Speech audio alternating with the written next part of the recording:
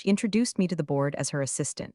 Not co-creator, not partner, not even collaborator. Just some anonymous woman in a top blazer, clutching a USB like a waitress holds the check. Chloe handles logistics, Claire said, not looking at me. And coffee. She's got a talent for pouring it without spilling. That was the moment I realized she wasn't just delusional, she was dangerous. The man across from me, venture capitalist with the kind of haircut that cost more than my rent, nodded politely, but his eyes lingered. He recognized me. From the MIT panel, from the Wired feature, from my keynote in Berlin 2 years ago. But he said nothing. They never do. Men like him love watching women implode without having to nudge the wreckage. Claire clicked the remote and began her pitch. And I mean my pitch. Slide by slide, she walked through thermal adaptive fiber networks, electrotextile memory threading, the same diagrams I sketched on a bar napkin, while sobbing into a whiskey at 3 a.m. in Bushwick. She even used the same fake use case demo I once mocked up for DARPA. Smart combat suits that regulate core body temp in shifting climates. Claire said the phrase neurologically attuned like she understood what it meant. She didn't. She just liked how it sounded when paired with synergy. Everyone clapped. The CEO leaned back like he'd just witnessed the second coming. One of the junior partners whispered she's going to land defense with this. I sat still, unblinking like prey before the pounce. She thought I was broken, that I had no proof, no documentation, no fight left. What she didn't know was this: 5 days ago, a manila envelope arrived at my apartment. No return address. Inside was a 32 GB flash drive. On it, a video file. Blurry. Time-stamped, dated from 18 months prior. Claire, in my lab, alone, holding my blueprints, snapping photos. The file was titled, "Hope You Know What to Do." I hadn't told a soul, not even my lawyer, not yet, because war isn't declared with a press release. It's whispered in the halls of power, and today wasn't about exposing her.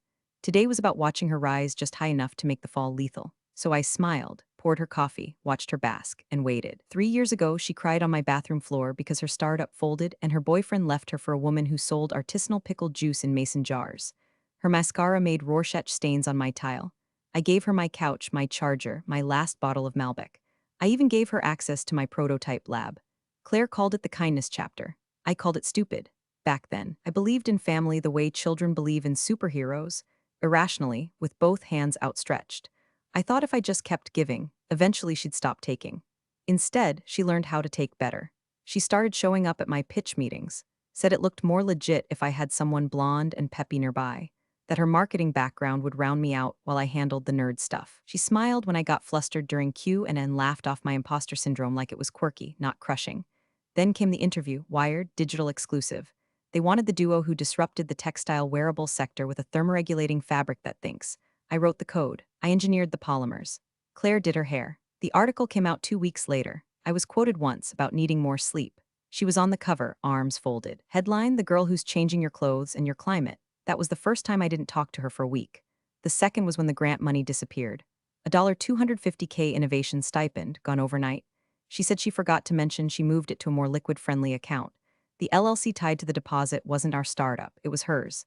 That night, I locked the lab, switched passwords, rebooted the GitHub, but it was too late. Files were already forked, renamed, repackaged. The betrayal was clinical. Like watching a dog walk on two legs, you're not even angry at first, just confused it happened at all. She vanished for months. No calls, no emails. Then last week, she sent me a meeting invite. Subject, let's make history. Location, Boardroom, 17th floor. Time, Monday, 9 a.m. I stared at the screen so long my eyes went dry. She had no idea I was coming. She had no idea who else had my back now. 'Cause the man who gave me that envelope, he didn't just send the video, he sent two. The second video wasn't shaky or time-stamped. It was crisp, intentional. A clean desk, good lighting, and Claire sitting across from a man in a pinstripe suit, grinning like a cobra in a petting zoo. "We'll fast-track the licensing once Chloe's out of the picture," she said, voice syrupy, businesslike. "She's volatile, prone to emotional spirals. Won't survive the pressure once the press hits." She leaned in, too proud to notice the mic clipped to her lapel. "The patent I filed, it's not clean, but it's buried deep. If anyone checks, I'll say we filed jointly and she ghosted. Women ghost each other all the time. It's not exactly the SEC." The man chuckled. "You're cold, Claire." She raised her wine glass. "I'm efficient." The file was named Efficiency 1, MP4. I stared at the footage so long my laptop battery died under it. I didn't move, didn't blink. I just felt it all calcify in my chest, every missed credit, every shrunk-down quote, every damn time she called me emotional like it was an insult, not a symptom of working 3 jobs to fund the tech she now sold as hers. I didn't cry. I uploaded the video to a private drive, created a QR code, tucked it behind a dead link on my own portfolio site under contact for press kits. Let it sit there, quiet, unassuming, just like me. Now here we were Monday morning. Claire was floating in her dopamine-fueled ego cloud, oblivious to the storm barreling straight at her skull. Can we move forward with next steps? She asked the CEO, crossing her legs like a CEO herself. I've already scheduled press rounds. Vogue Tech wants a feature. If we close by Friday, I can fast-track licensing to mid-tier manufacturers in Europe. The room was impressed. They always are when someone's confident enough to lie well. I cleared my throat, the kind of sound that isn't loud but lands. Claire turned, startled, like she'd forgotten I existed. Her eyes flinched for half-second before she recalibrated into charm mode. Oh, Chloe, she purred. You wanted to, distribute those reports? I looked at her. And at the board? Actually, I said I brought something different. I reached into my bag and pulled out a small stack of folders. Custom printed, each stamped with the logo of ICMV Industries. I handed them out slowly, one by one. Inside, a timeline, my patent filing, early-stage prototypes, version code check-ins, and for the finale, a QR code on the back page. Before you make any commitments, I said, locking eyes with the chairman, might want to review the original ownership data. Claire was frozen, face pale, knees locked, her breath shallow enough to whistle. The CEO scanned the code with his phone. He didn't blink for the full 90 seconds it took to watch the video. Then he looked up at Claire and said flatly, "Did you think we wouldn't vet?" She stammered something about confusion, collaborative workspaces, sisterly synergy. But it was too late. The boardroom smelled like scorched opportunity, and I hadn't even hit play on the second video yet. She tried to talk over the silence. That twitchy, desperate monologue people launch when they realize the floors caved in under their stilettos. Let's not get dramatic," Claire said, voice all breath and no bass. "Look, Chloe and I, sisters, right? We've always shared ideas. This was just a miscommunication, a clerical error. I can call the patent office today, have it updated. We're family." She said family like a curse she was trying to reverse mid-sentence. But the room had already shifted. You could feel it. The atmosphere had that frozen, electric thrum of a crash nobody wanted to be near, but everyone wanted to witness. A few execs were side-eyeing their phones. One guy coughed just to fill the dead air. I didn't move. I just sat back and let the shame swirl. The chairman turned to me.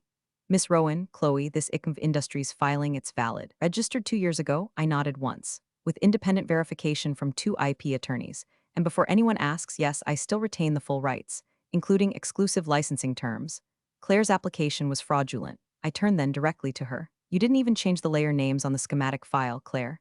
One of them still said Chloe Alpha Draft 3 AM Final PSD. "You stole it tired." That cracked the room open. Few half-suppressed chuckles. The kind that say we were rooting for you, but damn, you're sloppy. Claire's mascara was sweating now. She reached for her water, knocking the glass slightly before gripping it with both hands like a hostage negotiator. "I was just trying to help," she whispered. "No, you were trying to replace," I replied. "And you're not built for what you stole." She opened her mouth again, but the chairman raised a hand. His voice was ice calm. "Claire," he said, "you're aware that falsifying IP ownership in a licensing negotiation can constitute fraud, correct?" Her throat worked like she was trying to swallow a pine cone. "Until legal concludes their review," he continued, "I'd advise you to cancel all pending press appearances and clear your calendar for compliance interviews." Claire made a sound. Half breath, half laugh. It was the kind of noise someone makes when they think if they can just wake up fast enough, this might be a dream. But it wasn't, it was a reckoning. I stood slowly, folded my hands and glanced around. "I'll give you space," I said. "When you're ready to talk about real partnerships built on merit, not mimicry, you know where to find me." Then I turned to leave, heel clicks deliberate, spine straight, but just before the door, I paused. "Actually," I added, not turning around if anyone's still unsure who invented this tech. I tapped the QR code again. This time, I played the second video. The one where Claire spelled out her plan to erase me. The one with the pinstripe man nodding.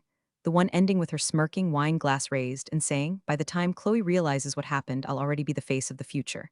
And then I left the room full of men watching that future evaporate. The fallout didn't erupt, it seeped, like poison gas under a doorframe. Silent, slow, absolute. By the time I reached the elevator, Claire hadn't moved from her seat.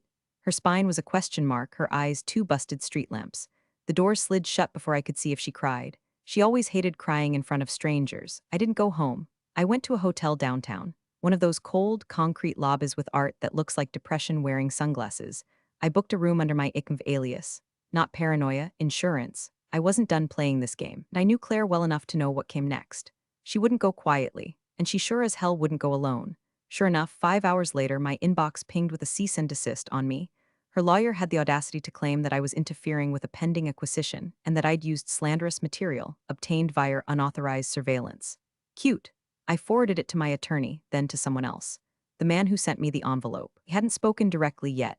No names. Just a signal that blinked to life on my burner account whenever he had something to drop. But this time he messaged, "You're up. Want the rest?" I typed back, "Does IT burn?" His reply was instant, like gasoline on a church floor. 15 minutes later, I had access to a folder titled Sugar Glass.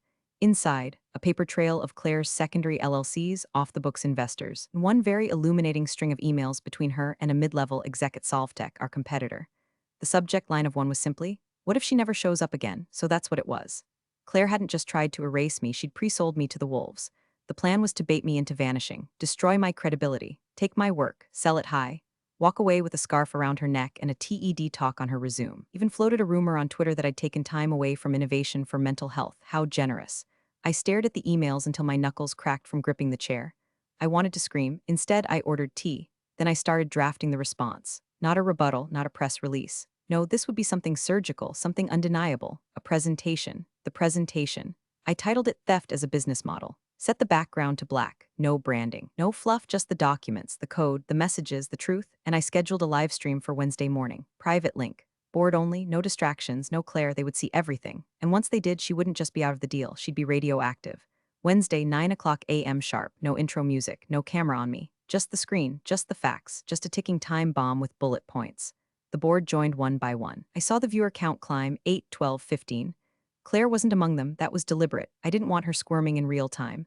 I wanted the verdict to hit her after the hammer dropped. Slide 1, the official patent filing under ICMV Industries. Timestamped, watermarked, witnessed. Every legal nail hammered down with a smile. Slide 2, the internal timeline of development, prototype sketches, GitHub commits, video logs of my lab testing from 3 years back, with my voice grumbling about thermal output in the background. Human, raw, unmistakably mine. Slide 3, the email chain from Sugar Glass, and then slide 4. A simple video file titled Exit Strategy. I didn't narrate. Claire did. It was her voice, calm and venomous, explaining how she could burn Chloe's reputation to the ground with a few well-placed rumors and an article about erratic behavior. She'd already lined up a freelance writer to leak the mental health story to a tech blog. They love a scandal in sandals, she joked. I paused the clip at her smirk. Let the silence breathe. Then dropped the final slide. A contract draft between Claire and Solvetech, pre-signature. A sweetheart deal that offered them tiered ownership over my innovation once all proprietary conflicts were cleared. The closing clause used the phrase clean slate 3 times. I ended the stream without a goodbye. The phone rang 6 minutes later. Board member, the one with the too perfect hair and the ex-CIA voice. Miss Rowan, he said, is there any legal barrier to you stepping in directly as lead technical officer on this project? No, I said. Pause. And Claire, she'll need a new line of work. Maybe petty larceny. He didn't laugh. We'll send amended terms within the hour. Click. 10 minutes later, I got a text from Claire. Just 5 words. Think this is over? I stared at it. Then replied, I know it's not, because the difference between sabotage and war? Sabotage is secret, war has witnesses, and Claire had just been seen by everyone. By Thursday, her name was a curse in 5 inboxes and a red flag in 6 investor Slack channels. By Friday, Solvetech scrubbed her LinkedIn endorsements and issued a bland no further comment. And by Saturday, she was on her 3rd burner account trying to DM me from an account called Woke Yoga Mavin. The board issued a formal statement absolving themselves of her actions, classic corporate speak for we bet on the wrong pretty face. I was back on the schedule, this time as CTO, founder, and controlling partner. No more assistant titles. No more top blazers. I wore black. Clean, sharp. Like the last sound a guillotine makes. I thought maybe that would be the end. I underestimated Claire's addiction to spectacle. Sunday morning, my lawyer called. Chloe checked Twitter. There she was, Claire, live streaming from her apartment like a deranged influencer, sitting cross-legged on a shag rug and holding a cup of tea like she hadn't just tried to defraud an entire boardroom. The caption read, Let's talk about slander. Sister's nail polish, invent hers, truth hour. She was spiraling, and I could smell the Chardonnay through the screen. I made mistakes? Sure, who hasn't? But this narrative that I'm some kind of corporate thief, it's misogyny, it's jealousy, it's Chloe weaponizing trauma to manipulate. I clicked out before she finished the sentence. Because the more she spoke, the more she buried herself. It wasn't just me who noticed. Later that night, I got a call from someone unexpected. Her ex, yeah, the NFT consultant, the one she swore was irrelevant. I know where the real prototype is. He said, what? She gave it to me before she disappeared. Said if anything went south, I should burn it. I didn't. It's in a climate-controlled box under my bed. Long story, pause, I want to give it back to you. Why? Because she's insane, he said, deadpan, and you're not. Also, I read your code. That suit is genius. So Monday, I drove out to Jersey in a rented Honda with 3 contracts in the glove box and a baseball bat under my seat just in case. He handed me the box without flair. Said, hope you finish it this time. Then shut the door like we were old roommates and not 2 war survivors trading artifacts. Inside the box, my original build, serial number intact, 1 small scorch mark on the thermal pad, a burn I remembered giving myself in month 7. I held it like a relic, like proof. Claire hadn't just stolen plans. She tried to erase the past. Too bad I just brought it back. press release went out Tuesday at 10:04 a.m. sharp. Icom Industries reclaims original prototype. CEO Chloe Rowan announces global licensing deal with NanoX Europe. No drama, no fireworks, just facts like a scalpel to the throat of every rumor she ever spread. Attached was a photo of me holding the prototype, burn mark visible, serial number gleaming. I didn't smile. I didn't need to. Claire went dark for 48 hours, and a Medium article surfaced under the title, My Side of the Story, Innovation, Sisters, and Survival. It was 2,000 words of revisionist poetry. She called herself a muse, said she brought emotional structure to a chaotic genius, claimed I imploded from pressure and she stepped up out of necessity. She even framed the theft as an act of love, said she was protecting my legacy by delivering it to the world.